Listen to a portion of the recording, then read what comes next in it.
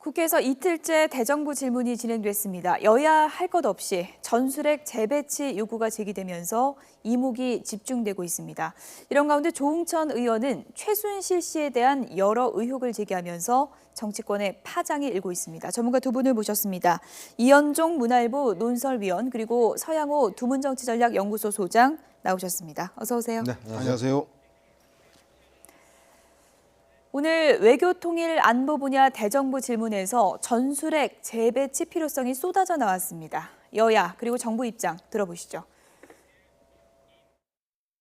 전술핵 배치, 자체 핵개발, 북한 핵시설 선제 타격, 김정은 정권 붕괴 등 가능한 어떤 수단도 배제하지 않고 한시적으로 조건부로 전술핵을 재배치하자는 것은 핵에는 핵으로 대응한다는 원칙을 가지고 북한에 대해서 확실하게 공포의 균형을 안겨주면서도 한반도의 비핵화, 이것이 기본적인 입장입니다. 우리는 한미 상호 방위 조약에 의해서 핵우산을 함께 하고 있습니다. 네, 보통 안보 분야를 놓고 여야 입장을 들어보면 확연히 갈리는데 지금은 안 그러는 것 같아요. 네, 아마 뭐 의원들 개인적인 좀 차이는 있겠지만 특히 이제 지금 북한이 5차 핵실험을 하고 근데 핵탄두의 완성 단계에 와 있지 않습니까? 예. 이제 그런 상황이기 때문에 북한이 일단 핵미사일 보유가 거의 기정사실화된 상황에서 이제는 뭔가 좀 달라져야 된다는 게 이제 의원들 사이 공감된 것 같고 또 국민 여론도 그런 것 같습니다. 예. 특히 이제 지금 우리가 더 이상 비핵화만을 주장할 수 있겠는가? 저쪽에서는 핵을 저렇게 급속도로 가져가는데 우리만 비핵화하면 결국 우리만 지금 손해 보는 것 아니냐는 그런 의식들이 있거든요. 그래서 지금 이제 뭐 정치권에 나온 이야기는 이게 핵무기를 개발해야 된다는 것과 함께 이제 1991년도 비핵화와 함께 철수했던 전술핵을 다시 들여와야 된다는 이런 이제 대안들이 나오고 있는 것 같습니다. 예. 아무래도 이제 지금 변화된 안보 상황이기 때문에 뭔가 우리도 대안을 마련해야 된다. 즉 핵이라는 게 이제 핵 억지력이라고 있지 않습니까? 예. 핵무기에는 결국 핵무기로서 대응을 해야 되는 그런 것이 이제 하나의 원칙인데 그렇다면 우리도 더 이상 미국의 핵우산 속에서만 안주할 것이 아니고 우리 스스로 뭔가 대안을 마련해야 된다. 이런 것들이 지금 오늘 대정부 질문을 통해서 의원들한테 제기가 된 것 같습니다.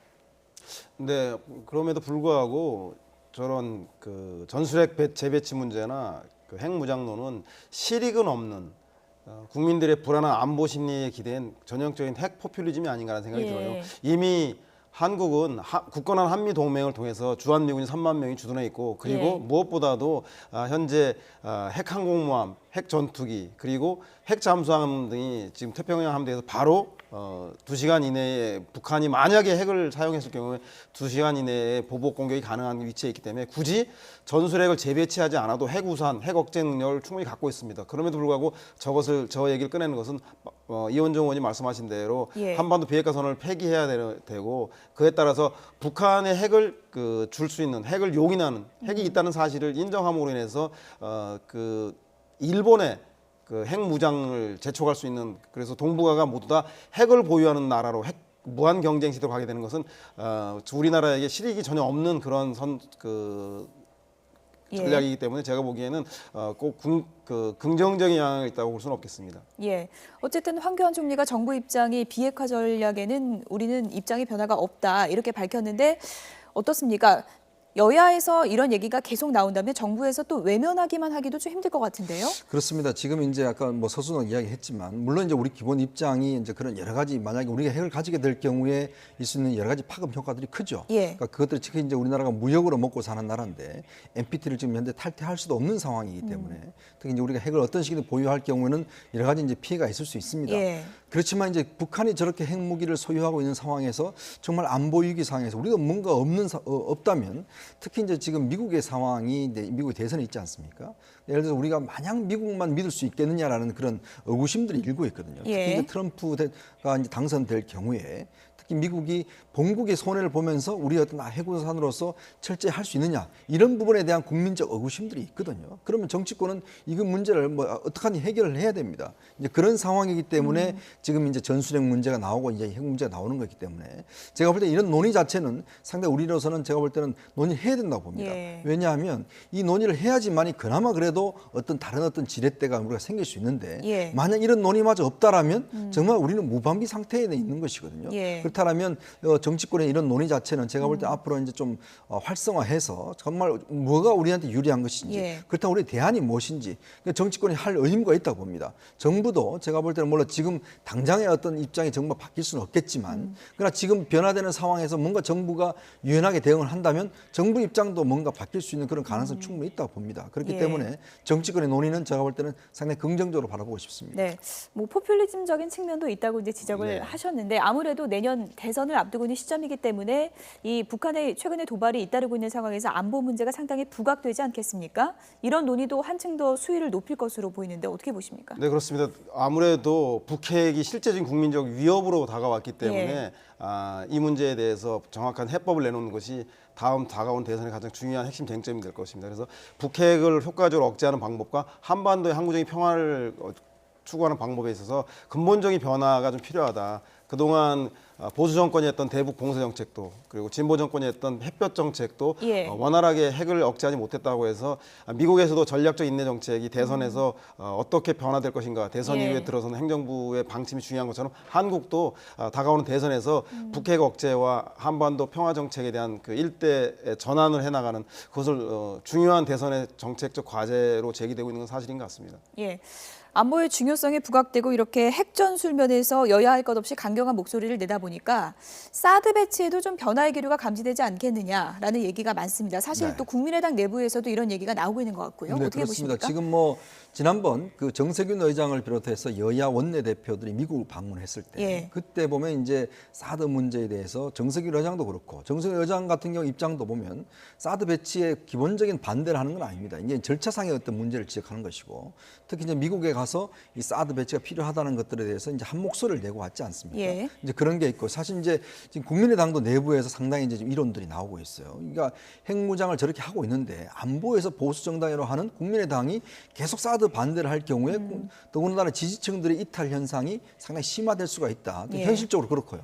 그리고 더불어민주당 내에서도 앞으로 이제 집권을 하는 수권 정당인데 과연 이 문제에 대해서 그냥 반대만 하고 있을 것인가?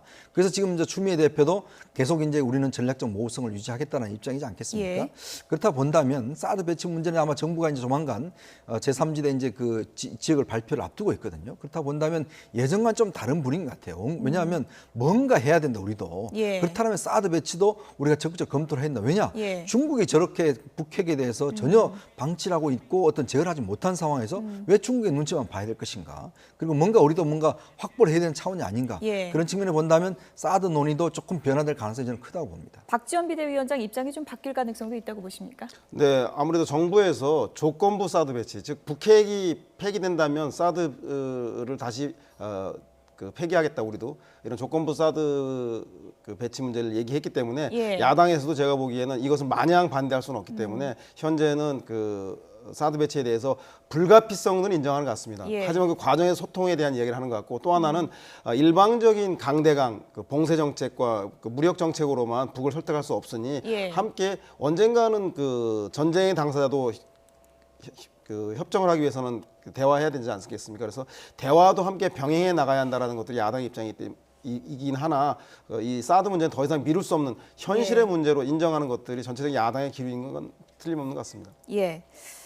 오늘은 대정부 질문에서 안보 문제가 이렇게 이제 부각이 됐고 어제 경우에는 더민주 조응천 의원의 이른바 폭로가 여야 공방으로 이어졌습니다. 조응천 의원 어떤 얘기를 했는지 주제부터 보시죠.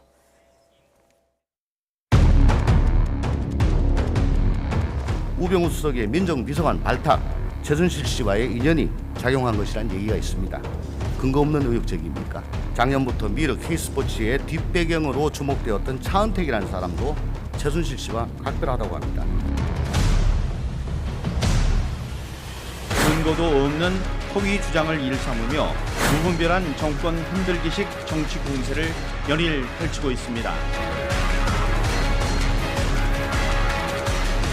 그 전문가 두 분 중에 한 분이 여사원 4명한테 연단표서라고 강제적으로 신체 접촉해가지고 김정은 대통령께서는 은행의 신중을 기획하라고 경고를 하셨습니다. 확인 즉시 사과했죠. 그리고 제가 그분께 전화도 계속 드리고 안 받으시더라고요.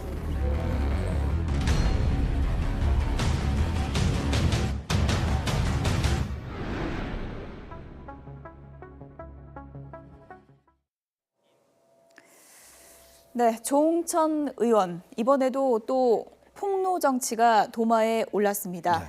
대략적으로 이제 몇 가지 내용들이 있는데 저희가 먼저 그 내용을 좀 들어보고 얘기를 나눠보도록 하겠습니다. 조홍천 의원의 폭로 내용 먼저 들어보시죠. 과거 언론 보도에 의하면 최순실 씨는 취임식 당시 대통령께서 입었던 340만 원짜리 한복을 미르 이사 김영석에게 직접 주문해가지고 대통령께 전해준 당사자라고 보도가 돼 있고, 대통령께서 착용하시는 브로치, 목걸이, 액세서리도 최순실 씨가 청담동에서 구입해가지고 전해준 걸로 제가 확인을 하였습니다. 우병우 수석의 민정비서관 발탁, 멀리는 윤 전추 행정관의 청와대 입성도 최순실 씨와의 인연이 작용한 것이란 얘기가 있습니다. 근거 없는 의혹 제기입니까? 네. 크게 지금 나온 내용에선 두 가지입니다. 브로치, 목걸이, 액세서리를 청담동에서 구입을 해서 박근혜 대통령에게 전해줬다. 네. 이 내용이고요. 그리고 우병우 수석의 청와대 발탁에도 또 최순실 씨와의 인연이 작용을 했다. 이 두 가지 내용인데요. 이게 뭐 증거가 있는 건 아니잖아요. 일단 예. 저는 이제 이 조홍천 의원은 현 정부에서 공직기강 비서관을 했던 분입니다. 예. 그러면 청와대라는 중요한 기관에서 중요한 업무를 맡은 분인데 업무상 취득한 정보입니다. 그러니까 이런 정보를 본인이 국회의원이라고 됐다고 예. 해서 물론 면책 특권이 있습니다만은 그런 상황에서 폭로하는 게 과연 적절한가 공직자로서 예. 그런 의문을 제기하고 싶고요. 또한 이 문제가 과연 이렇게 폭로할 만큼 중요한 문제인가라는 걸 또 한번 짚어보고 싶습니다. 예. 특히 이제 지금 아까도 말씀하셨던 그 폭로한 것 중에서 하나 뭐냐면 이 청담동에서 브로치 같은 걸 구입했고 이건 본인이 확인했다고 이야기를 했고요. 예. 나머지 문제에 대해서는 그런 얘기가 있다라고 이야기를 했습니다. 예.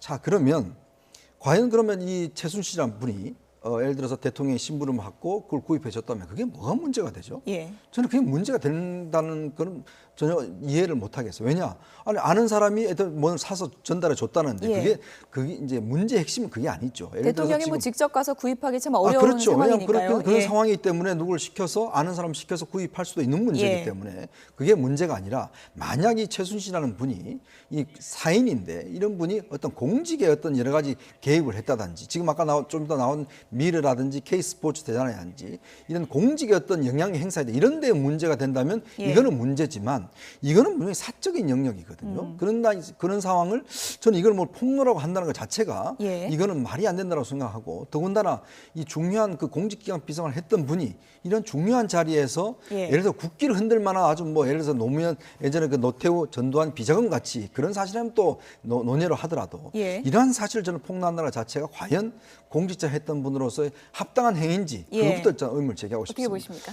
일단 뭐 제가 볼 때는 그 대통령도 여성인데 예. 생활용품이라든가 기타 이런 액세서리 이런 것들을 대통령으로 직접 구매하기 어려우니까 근데 문제는 주변에 가족이라든가 친인척이 없기 때문에 누군가 이 일을 해주는 소위 말해서 그 뭐라고 할까요? 그 집사 역할을 해주는 예. 그런 분이 뭐 필요한 건 인정이 될 것 같습니다. 단순하게 근데 그런 생활용품을 사주고 구매해주고 이런 것이 아니라 이 얘기는 최순실 씨가 그만큼 대통령과 막역한 사이라는 것을 강조하기 위해서 했던 것 같고요. 예. 본질적인 내용은 그 막역한 힘을 가지고 예. 미르라든가 K스포츠라든가 이런데 언론에 의하면 재벌들의 팔을 비틀어서 800억을 강제 모금해서 예. 한 흔적과 의혹이 있다라고 하는 그래서 비선 실세들의 권력형 비리를 만들 수 있는 예. 그런 지근거리에 있는 사람이다. 핵심적인 인물이라는 걸 강조하기 위해서 이런 얘기를 한 것이 이것 자체가 큰 문제가 있는 것 같지는 않습니다. 예. 어디까지나 이제 조홍천 의원의 지금은 주장일 뿐인 거고요. 네. 사실 확인은 된 부분이 전혀 아닙니다. 조홍천 의원의 이제 주장에 따르면 최순실 씨가 상당히 많은 인사 개입도 한 정황이 보인다는 얘기인데요. 최순실 씨가 뭐 박근혜 대통령과 오랜 인연이고 친한 건 많이 알려지지 않았습니까? 그렇죠. 어떤 인물입니까? 이제 최태민 목사라는 분이 예. 계십니다. 이분은 누구시냐면 예전에 이제 이제 박근혜 대통령 어머님이시죠. 유경수 여사가 돌아가시고 난 다음에 그때 이제 그 박근혜 대통령에게 위로 편지를 씁니다. 예. 이제 그래서 이제 그걸 이제 받아본 박근혜 대통령이 이제 너무 고마워서 이제 만나고 그 다음부터는 상당히 이제 많이 의존을 했고 예. 그 이후에 이제 구국봉사단이라든지 여러 가지 사회 활동을 같이 하게 됩니다. 그러니까 그 상황에서 박정희 대통령이 이제 여러 가지 또 경고도 하고 뭐 했어요. 그러다가 이제 11.6 이후에 이 최순실이라는 분이 최태민 목사의 5번째 딸입니다. 예. 근데 11.6 이후에 상당히 이제 개인적인 어떤 말동무가 되면서 친분을 유지해 왔다는 그런 이제 이야기가 있습니다. 예. 그 이후에 이제 정윤회 의원 시절의 비서실장이죠. 그분의 이제 부인입니다. 지금은 이혼을 했는데 그렇다 보니까 정윤회 이제 전 실장과 함께 이제 최순실 씨가 너무 측근이다 이렇게 예. 이제 시중에 많은 소문이 돌아다녔죠. 예. 이제 근데 지금은 이제 두 분이 이혼을 한 상태고 이제 문제는 그때 이제 시중에서도 이제 대통령하고 친한 사람은 오히려 정윤회 전 실장이 아니고 오히려 최순실 씨다 예. 이런 이야기가 있었습니다. 이제 그럼 뭐냐면 대통령이 이제 여러 가지 인간관계가 좀 많이 좁지 않습니까? 그렇다 보니까 아무래도 본인과 친분이 있는 최순실을 통해서 여러 가지 어떤 개인적인 일들을 봐왔다 예. 이런 의혹들 때문에 이제 문제가 됐는데 이제 청와대 입장은 이미 헤어진 지 오래다라고 이제 설명을 하고 있거든요. 예. 이제 이 문제는 뭐 사실은 이제 좀 앞으로 증명이 돼봐야 문제지만 근데 이제 문제는 그건 같습니다. 지금 이제 조홍천 의원도 제기하고 있는 문제가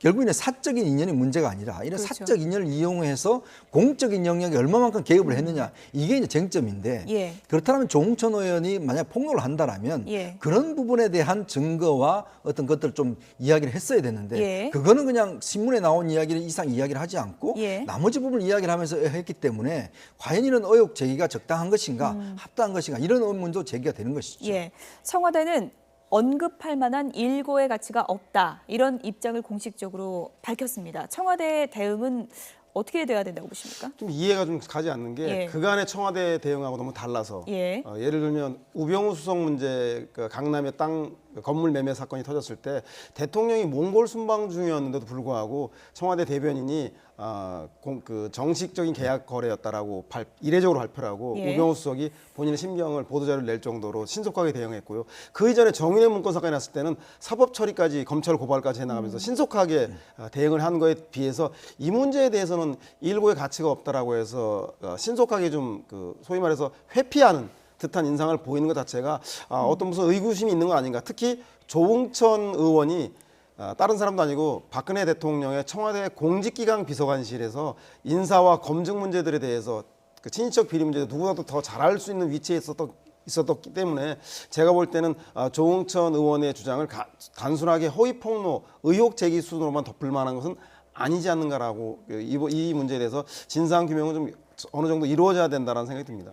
그래서 저는 청와대에서 지금 뭐 단지 뭐 대응을 하지 않겠다 이런 태도가 저는 온당치 않다고 봅니다. 예. 일단 국회에서 공적으로 문제가 제기가 됐고 지금 또 이 문제와 관련해서 이제 미르와 K 스포츠 재단에 이 최순실과 연관돼 있다는 의혹이 제기가 됐지 예. 않습니까? 자 그렇다면 박근혜 대통령이 그동안 그럼 최순실과 만나지 않았다. 이런 부분에 분명히 좀 저는 선언을 해야 된다고 봅니다. 그러면 그거에 대해서 그동안 일체 만나지 않았다는 사실을 이제 이야기를 하고 이 관계가 아니다라고 이야기를 해야지 이거에 대해서 일체 언급할 가치가 없다고 이야기하는 건 좀 다른 차원이거든요. 예. 자, 그럼 이거 사실이 아니다라고 이야기를 하든지 이거는 전혀 근거가 없다라고 하든지 그렇게 이야기를 해야 되는데 문제는 일고의 가치가 없다 하니까 한편에 봐서는 그럼 뭐 만난 거 혹시 만난 거 아니야 그런 또 의혹이 제기가 예. 될 수가 있습니다. 그리고 또 지금 이 문제 나온 미르와 K스포츠 재단 문제도 보면 이 좀 상식적으로 이해하기 어려운 측면들이 있어요. 예. 어떻게 두 재단에 대해서 우리나라 10대 기업이 그것도 480억과 280억 이 상당히 큰 돈인데 예. 이걸 함께 기부할 수 있었는지의 문제에 대해서도 저는 밝혀져야 그 된다고 부분은 봅니다. 뒤에 다시 좀 얘기를 해보도록 하고요. 일단 청와대에서는 언급할 일고의 가치가 없다 이렇게 이제 반응을 했고요. 새누리당에서는 허위 사실로 정권 흔들기를 하고 있다며 크게 반발했습니다. 새누리당 입장 들어보시죠. 야당은 미르재단과 K스포츠재단과 관련해 근거도 없는 허위 주장을 일삼으며 무분별한 정권 흔들기식 정치 공세를 연일 펼치고 있습니다. 정관 등 설립 과정에 대해서도 문제를 제기하고 있는데 절차적인 문제가 전혀 없는 것으로 이 또한 야당의 억지 주장에 불과합니다. 네, 새누리당은 허위 사실로 정권 흔들게 하고 있다 이렇게 반발을 하고 있고요. 야당에서는 그냥 두고 볼 수는 없는 일이다라고 하고 있습니다. 바로 미르재단과 K스포츠재단 관련 의혹 때문인데요. 조홍천 의원의 발언 다시 한번 들어보시죠. 작년 말과 금년 초 두 개의 재단법인이 설립됐습니다. 미르와 K스포츠입니다. 국내 굴지의 대기업들이 수백억에 달하는 거금을 쾌척했습니다. K스포츠 이사장 정동춘은 최순실 씨와 오래전부터 각별한 관계였다고 합니다.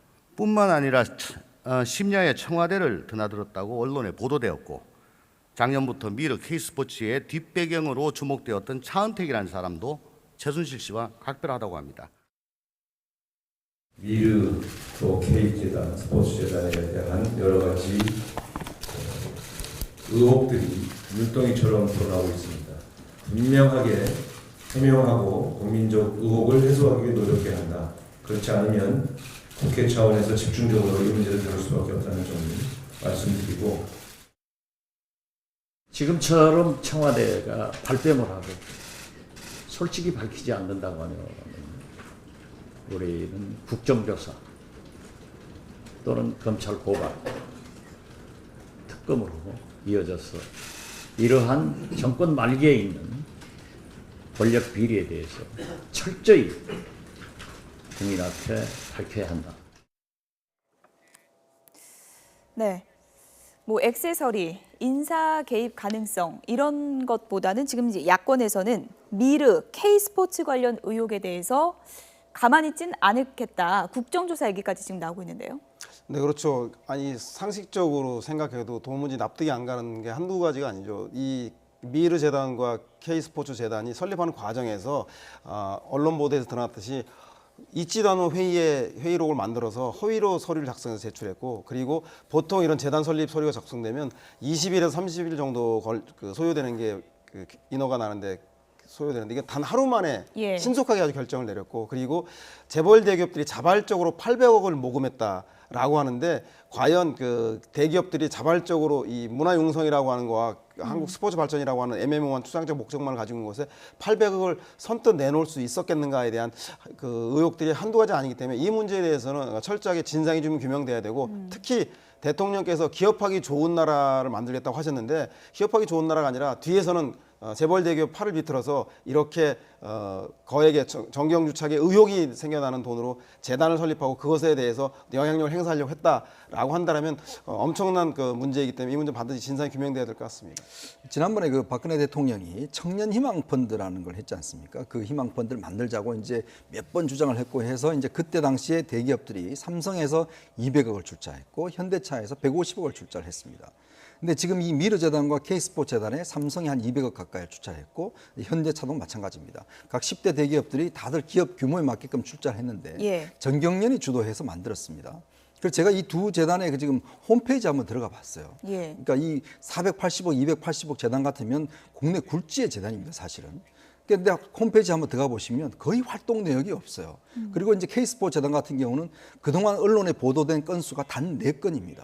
그리고 뭐 활동 내역도 없고 정관도 별로 없고 지금 이사진도 별로 없는데, 이렇게 구성된 그 재단이 지난번 5월달, 6월달에 박근혜 대통령이 아프리카와 프랑스 방문 때 현지 행사를 주도를 했습니다. 그때 뭐 태권도 시범이라든지 한류 뭐 음식이라든지 그걸 주도를 했는데, 근데 어떻게 이런 그 재단이 만들어지고, 이 재단 내용이 보면 활동 내용이 굉장히 불투명합니다. 서울의 한국의 집에 무슨 프랑스 식당을 만다지 이런 식인데, 어떻게 이런 재단의 정경련이 왜 이런 재단을 이렇게 거금을 들여서 모든 기업들한테 다들 출자를 받아서 만드는지, 거의 한 800억 되거든요. 그러니까 이런 규모의 재단을 만든다면 뭔가 뚜렷한 목표가 있어야 되는데 뚜렷한 목표가 없다는 것, 그것이 하나 의혹이고, 또 하나는 이런 재단을 만들면 보통 세제 혜택을 많이 받습니다. 그렇기 때문에 기획재정부에서 심사를 굉장히 까다롭게 합니다. 왜냐하면 이 재단을 만들기 때문에. 근데 보통 일주일에서 한 달 정도 심사 기간을 거칩니다. 그런데 이 재단은 바로 신청서 내자마자 그 다음 날 허가가 떨어지고 바로 그 다음 날 발족을 합니다. 이런 의혹들이 저는 규명이 돼야 된다고 봅니다. 지금 조응천 의원이 제기한 의혹들, 뭐 시시비가 가려져야 될 부분은 분명히 이제 가려져야 될 부분인데, 그런데 이제 조응천 의원 개인적인 문제로 들어갔을 때 지난 2월에 언론과의 인터뷰가 하나 좀 떠오릅니다.